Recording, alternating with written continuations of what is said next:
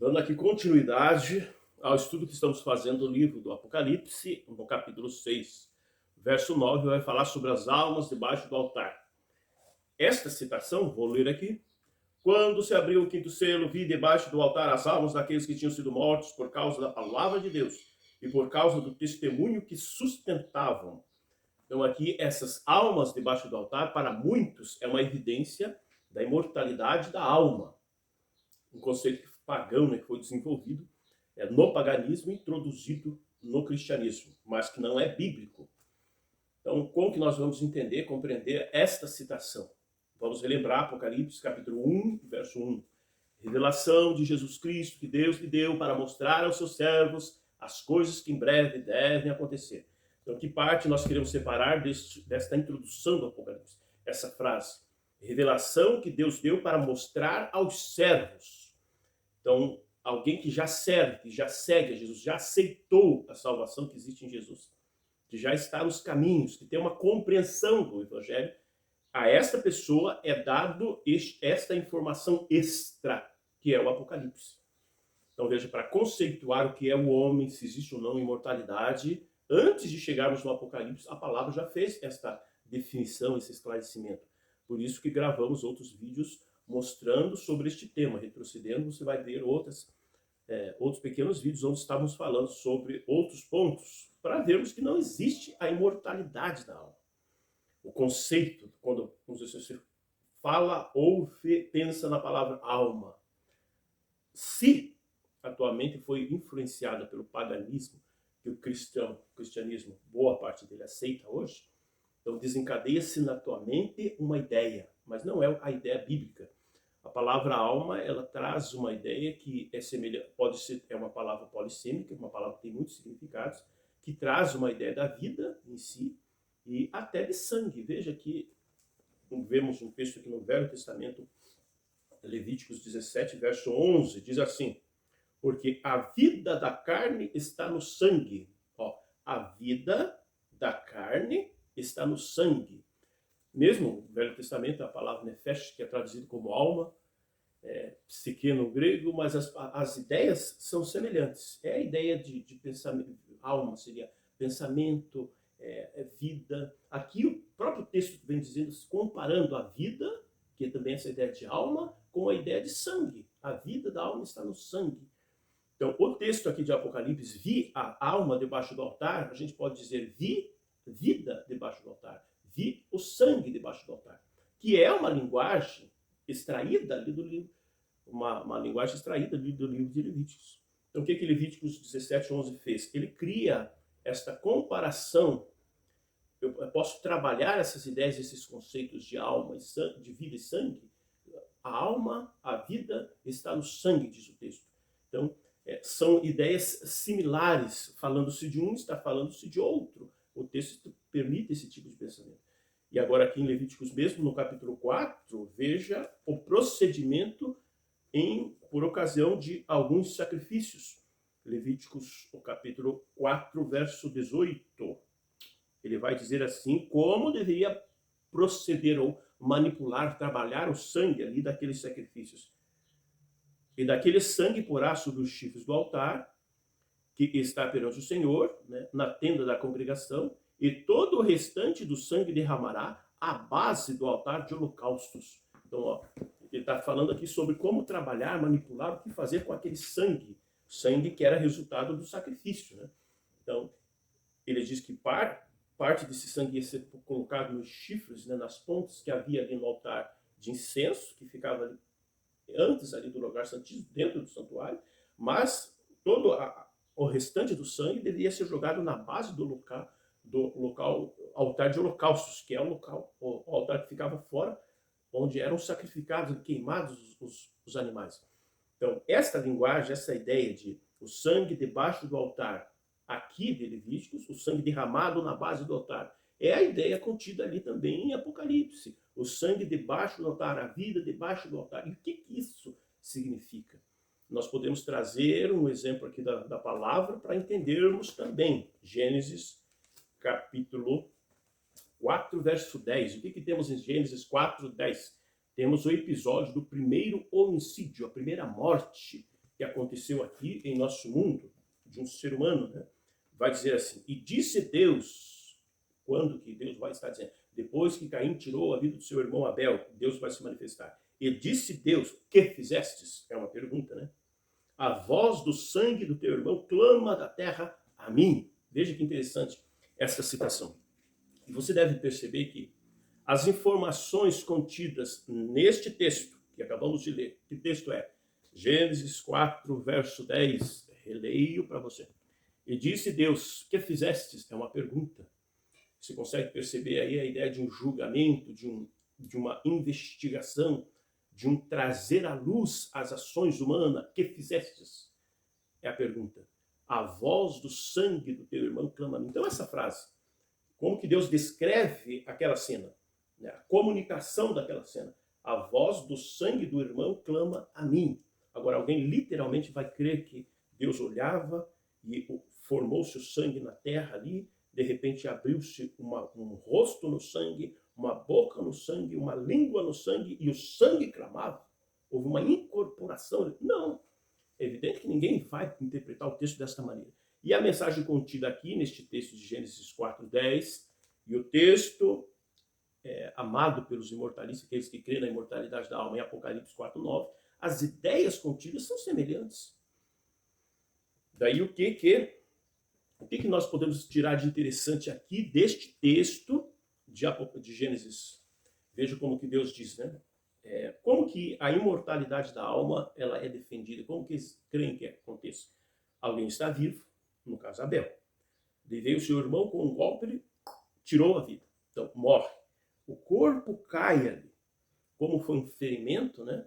Um golpe, então rasgou-se, machucou a carne e o sangue começou a derramar-se na terra.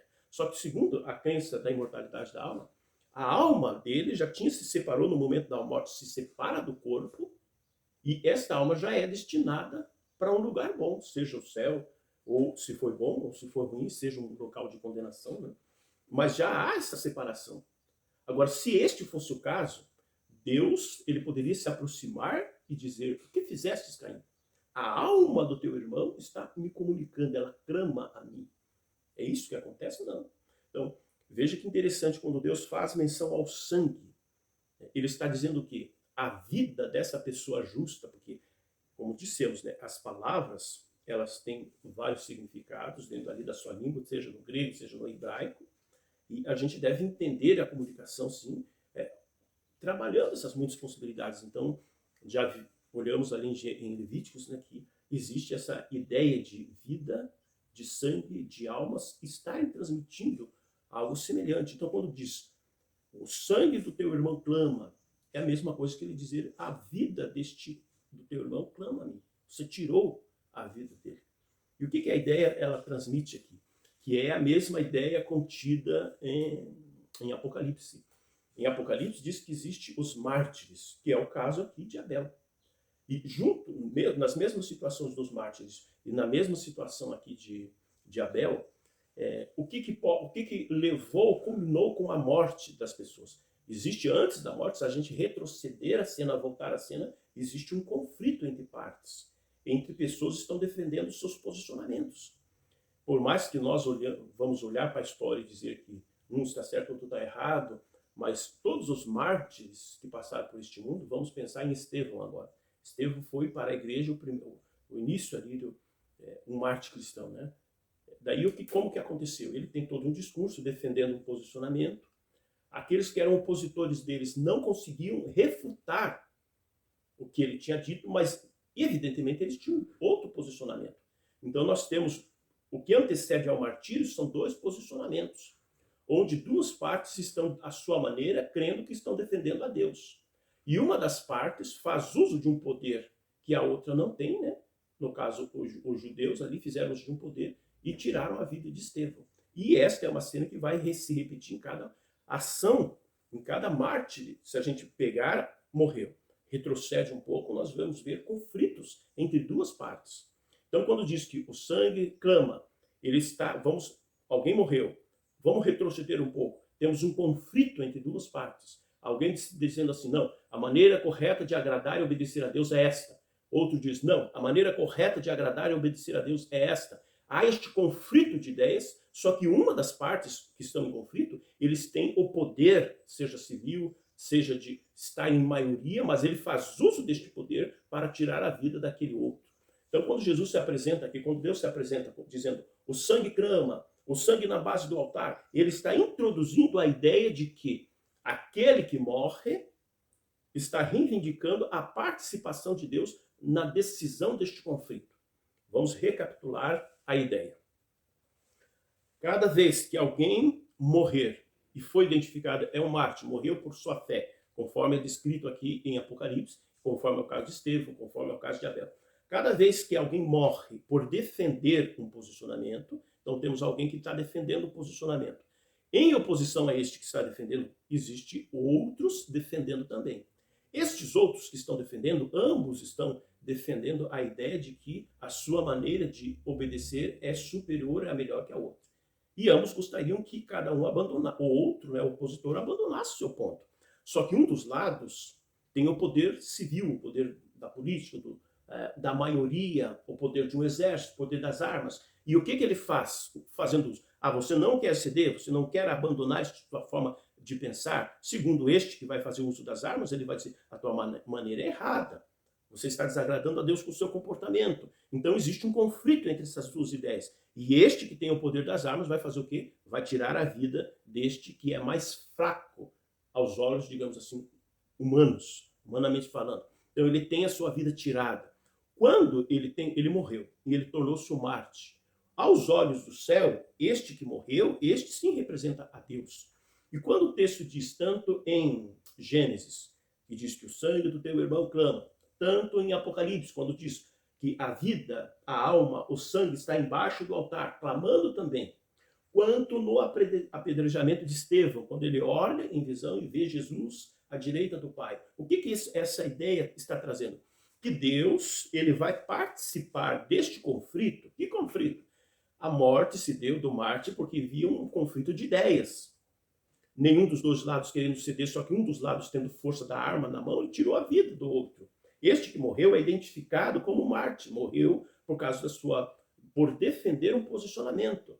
Quando o texto diz que algo clama, seja almas debaixo do altar, seja sangue, seja Filipe clamando e tendo uma visão, o que significa? Que Deus ele não é indiferente a este conflito humano. Deus não é indiferente. Por mais que este conflito humano gere a morte de alguém, e sendo este alguém um mártir, ou seja, a parte fiel, o texto ele está apresentando Deus surgindo como o juiz, não como alguém que é indiferente, mas alguém que é o juiz. Então, quando ele diz assim, o sangue clama, a vida clama, o que ele está querendo transmitir a ideia? Qual é a ideia? Esta vida convida a mim para que eu seja juiz nesta causa. Então, o que é a ideia contida em Apocalipse? A ideia contida em Apocalipse que aqueles que morrem, de certa forma, estão invocando ou invocaram, é evidente que essa invocação se dá em vida, né? Para que Deus seja juiz entre esta intriga que existe entre eles. Então vamos dizer assim que você está defendendo o evangelho. Outros estão dizendo, você está errado. Aquele que diz que você está errado, ele ameaça a tua vida. O apóstolo Paulo vai trabalhar isso, escrevendo a Timóteo, ele diz assim, eu já sei que para mim a coisa está chegando no final. Você me entregue, vão tirar minha vida. Ele vai dizer, combati o bom combate, terminei a carreira, guardei a fé. Desde agora, o Senhor, reto juiz, tem me separado uma coroa. Então, veja, Paulo ele está presenciando que a morte está chegando para ele. E ele está invocando que o resto, juiz, ele possa decidir este conflito, né?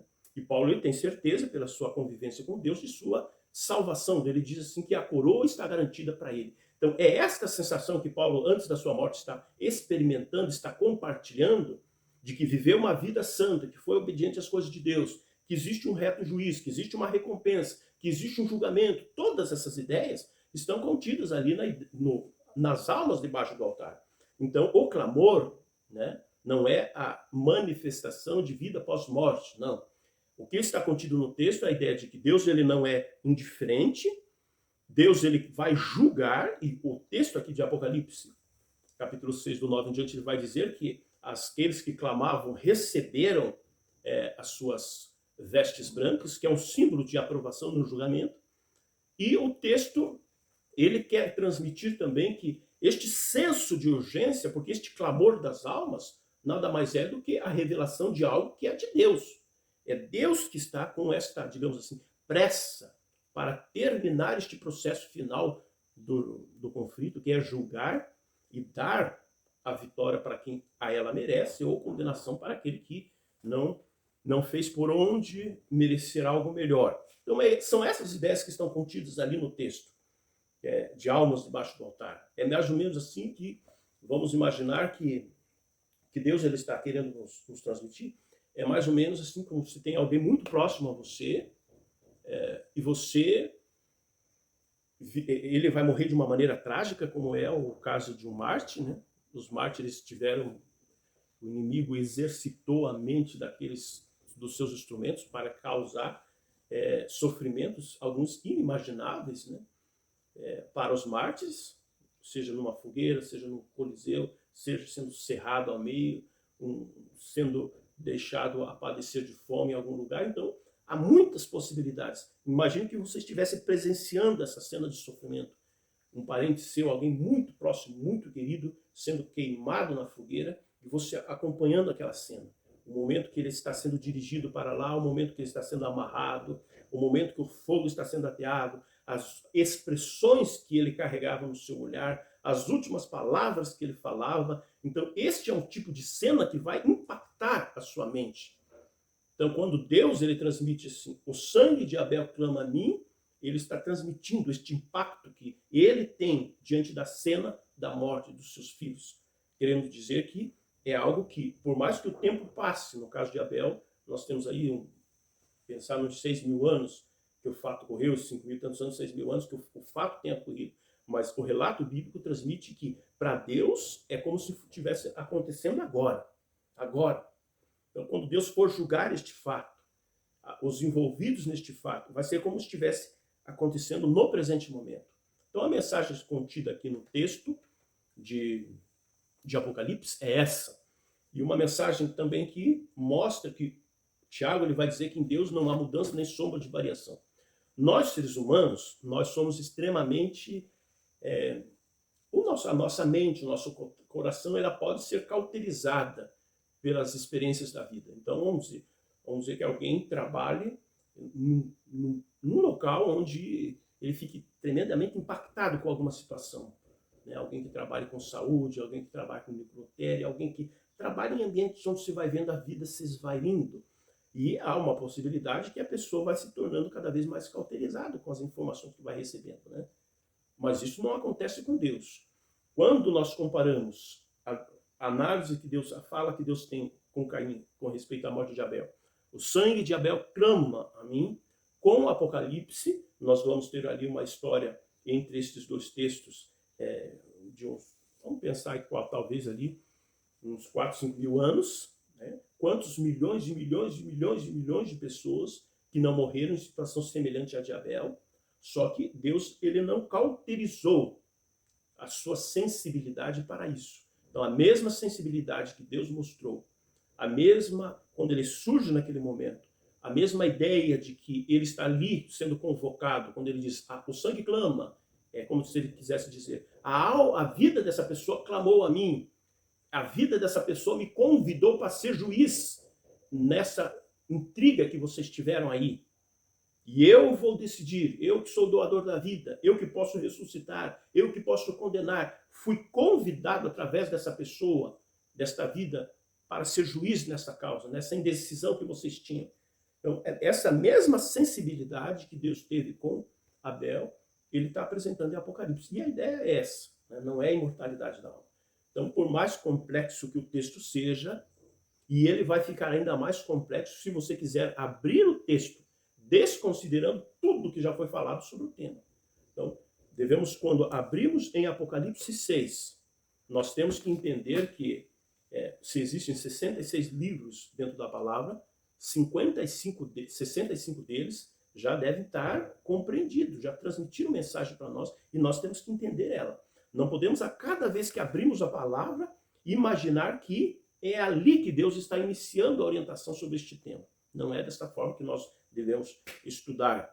Então, que nós, ao lermos Apocalipse 6, possamos ter na nossa mente as informações que já foram passadas sobre imortalidade da alma, por exemplo, se é possível ou não que ela exista, desde Gênesis. Se fizermos isso, podemos extrair lições com naturalidade do texto, sem distorções, porque é o que a maioria, infelizmente, está fazendo. Distorcendo o texto, usando ele para tentar comprovar algo que é pagão, que é satânico, que é herético, que é antibíblico, que é a ideia da imortalidade da alma.